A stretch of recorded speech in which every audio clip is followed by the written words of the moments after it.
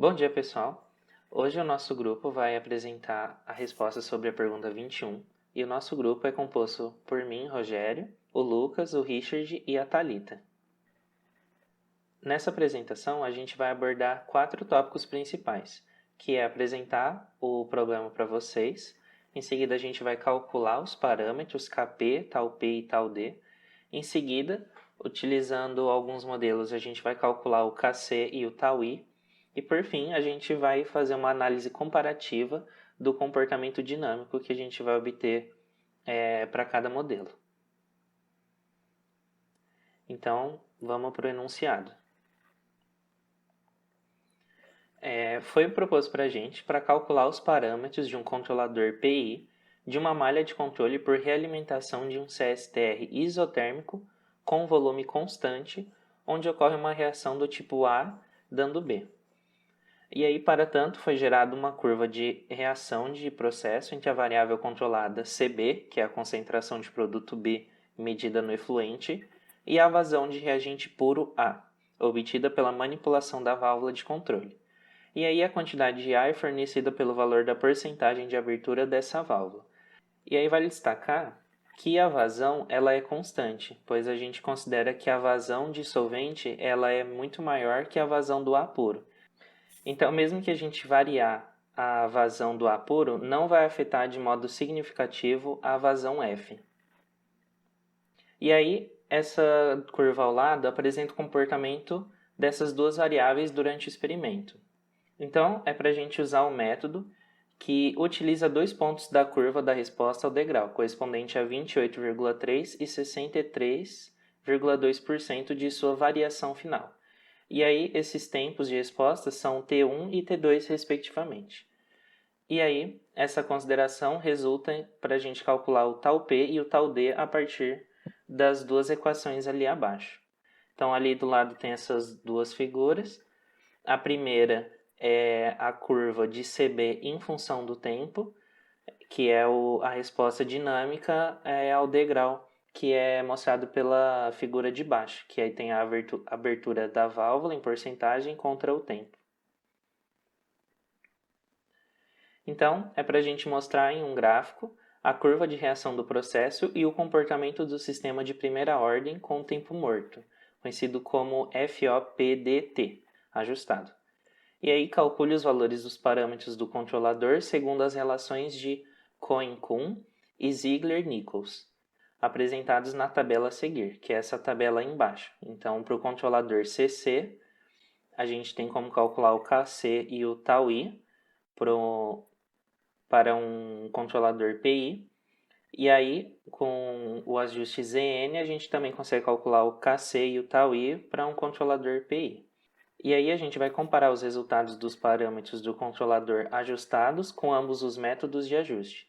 E aí a gente tem que aplicar um degrau no valor de referência da malha de controle utilizando o modelo de FOPDT obtido e os ajustes de CC e ZN. E aí em seguida comparar as respostas da variável controlada considerando ambos os ajustes. Meu nome é Thalita, eu vou dar seguimento então, falando sobre a obtenção dos cálculos dos parâmetros. Então aqui a gente tem a curva, a curva da reação do processo, né? No gráfico de baixo, a gente tem a variação da porcentagem da abertura, que a gente tem mais ou menos ali em 2,7 minutos, temos a perturbação degrau. Só que essa perturbação degrau, ela não vai ser sentida imediatamente na nossa reação do nosso processo. Vai levar um tempo aí, que a gente chama de tal D, que é o tempo de atraso, né? E aproximadamente ali próximo de 8 minutos, que o nosso processo vai começar a reagir. Temos também dois tempos, né, mostrados aí, referente às duas porcentagens diferentes do nosso valor de saída, que é o T1 e o T2. E por fim, vale ressaltar aí que o nosso estado estacionário, ele é até aproximadamente 10 minutos. Então, a nossa curva desde 0 até 10 minutos, a gente pode considerar mais ou menos como o tempo do nosso estado estacionário. Bom, então a gente tem o cálculo de todos os parâmetros da nossa curva de processo, né, da curva da reação do nosso processo. Então, o que a gente vai fazer primeiramente, a gente vai aproximar a GP, que é a nossa função do nosso CSTR, nosso reator, por uma função FOP-DT, que é a função com o tempo morto, né, e uma malha aberta. Ela é dada como está mostrada a seguir. E os parâmetros é o Kp, que é o ganho do processo, o tal P, que é a constante do processo, e o tal D, que é o tempo morto. Então, primeiro a gente vai calcular de uma maneira mais fácil, então, o Kp, que ele é obtido diretamente da visualização do gráfico, que é a razão entre a variação entre a concentração do produto CB e a variação da porcentagem de abertura da válvula. Isso dá pra gente 0,5 mols por metros cúbicos pela porcentagem de abertura. E agora a gente vai calcular para os tempos T1 e T2 as concentrações, a concentração do nosso produto, né? Então, a gente vai somar a essa concentração 10, que é o estado estacionário, né? Que a gente viu anteriormente. Então, a gente tem o CB no tempo 1, que é o 10, mais o 0,283 vezes a variação do CB, que no caso é 283, referente a 28,3% da variação final. Isso vai dar 11,4 mols por metros cúbicos. Da mesma forma, a gente obtém o CB no tempo 2, só que dessa vez referente a 63,2% da nossa resposta final, né? Isso vai dar 13,2 mols por metro cúbico. Só que a gente não vai usar esses valores, a gente precisa descontar aqueles 2,7 minutos, que é referente ao tempo que o degrau foi aplicado. Lembrando que o degrau ele não foi aplicado no tempo igual a zero, então isso a gente vai ter que descontar esses 2,7 minutos. Por fim, a gente obtém, para as concentrações em tempo 1 e em tempo 2, a gente obtém nos tempos 8,6 minutos, tempo 1, e 12,8 minutos, o T2. E aí, com esses valores, a gente vai substituir para calcular os valores de tal P e tal D. Então, a gente obtém aí diretamente, né, o valor de tal P como 6,3 em 6,3 minutos e o tal D 6,5 minutos. Esses valores, então, já estão descontados daquele tempo que o degrau foi aplicado, né? Então, por fim, a nossa função aí com atraso, né, a nossa FOPDT, fica a GP de S, então a gente substitui os valores encontrados na função inicialmente que a gente tem. Bom dia, eu sou o Lucas e eu vou falar um pouco sobre como a gente vai estimar os parâmetros de controlador Kc e τI através das relações de Cohen-Kuhn e Ziegler-Nichols, abreviadas como CC e ZN. Agora, para o ajuste de Cohen-Kuhn em malha aberta, para o nosso modelo, que é o de primeira ordem com tempo morto, para cada tipo de controlador, a gente tem uma maneira diferente de calcular o Kc, o τI e o τD.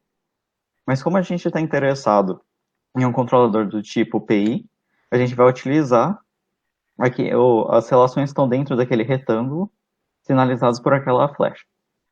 Para o ajuste de Cohen-Kuhn, a gente tem que, para a gente estimar o Kc, a gente tem que o Kc ele é igual a 1 sobre Kp vezes tal P dividido pelo tal D, multiplicado por 9 sobre 10, mais tal D dividido por 12 vezes tal P.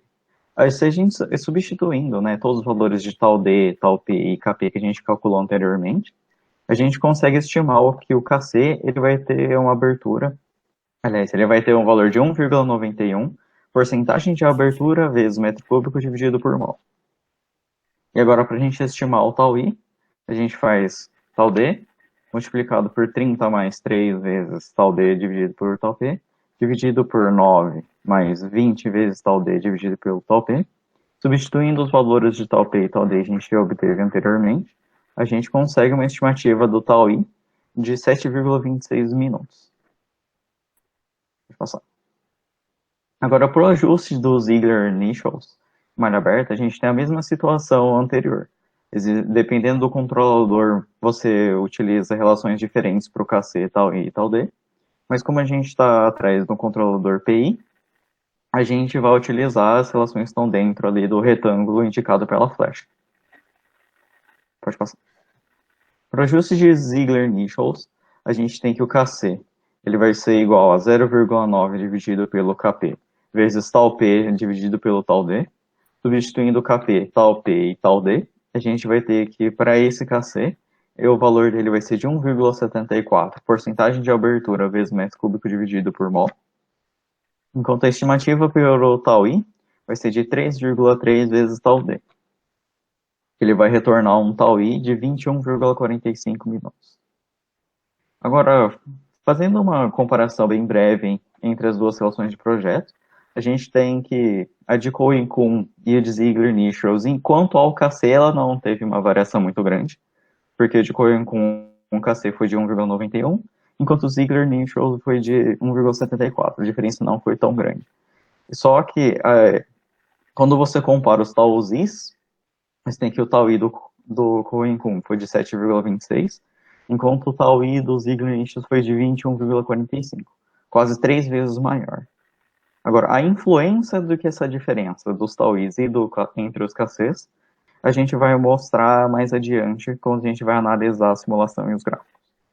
Bom dia, sou o Richard, e da continuidade de apresentação, o tópico 4, comportamento dinâmico e análise comparativa entre o ZN e o CC. Inicialmente, apresentamos o diagrama de blocos feitos no XCOS. Primeiramente, temos uma entrada integral. Aqui, nesse bloco, é um PID, mas, porém, a parte da derivada é zero, para ser um PI. Aqui temos a nossa função. Como neste bloco não é possível inserir o tempo morto, então foi necessário colocar esse bloco de delay para inserir o tempo morto. Como a entrada já foi diretamente uma função degrau, houve esse erro ao plotar o gráfico da variável manipulada. Então, portanto, foi adicionado um filtro logo após, com um ganho estacionário de 1 e com tempo de 1. Agora, então, corrigir aquele erro.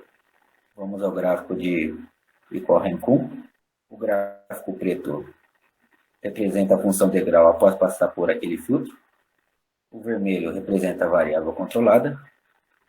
Logo aqui abaixo vemos o atraso devido ao tempo morto. E a variável manipulada irá apresentar um pico. Esse pico deve se atentar por causa dos limites de operação. E após o tempo, a variável controlada tende a 1 e a variável manipulada tende a 2. Vamos ao próximo gráfico, que é de Ziegler-Nichols. A função preta é a função degrau já passada pelo filtro. Aqui temos a variável controlada, com seu tempo morto também, convergindo lentamente até o 1. No caso de Cohen-Kuhn, é possível verificar que essa convergência ocorre mais rapidamente. De Ziegler-Nichols, ainda há um intervalo. E na variável manipulada, há também uma parte ondulatória aqui, e irá convergindo até o 2, porém bem lentamente. E comparando com o Cohen-Kuhn, percebe-se que já aproxima de 2 mais rapidamente. Ziegler-Nichols atualmente não é muito utilizada, devido a variações que ocorrem conforme as perturbações e esse comportamento oscilatório que geralmente tende a ser maior que a de Cohen-Kuhn. No entanto, apesar de sofrer essas oscilações pelo gráfico de Ziegler-Nichols, neste caso não foi observado tal característica. A de Cohen-Kuhn ficou mais visível essas oscilações. Obrigado. Encerramos a nossa apresentação. Agora abrimos para as perguntas.